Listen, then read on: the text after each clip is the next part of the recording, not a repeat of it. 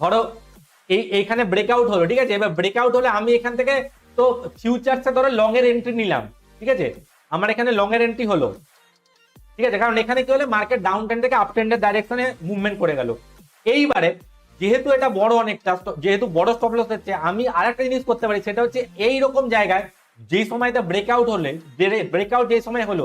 সেই টাইমে অপশনসের যেটা অ্যাট দা মানি যেটা প্রাইস থাকবে,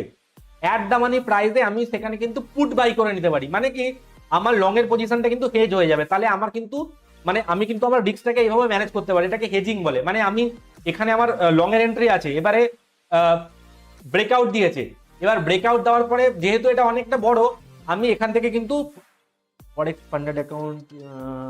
উচিত না, ক্যাপিটাল দিয়ে করা উচিত, ফান্ডেড অ্যাকাউন্ট স্ক্যাম আসলে। হ্যাঁ, এবার অনেকে বলে, এবার দেখো স্ক্যাম বা অনেকে ফান্ডেড অ্যাকাউন্ট নিয়ে বলে, কারণ অনেকে লসও খায়, আর এই স্টক মার্কেটের ম্যাক্সিমাম লোকে কিন্তু লসই করে, প্রফিট কিন্তু খুব কম লোকেই করে। এবারে ওই জন্য অনেক এটা একটা প্রবলেমেটিক্যাল জিনিস, ঠিক আছে।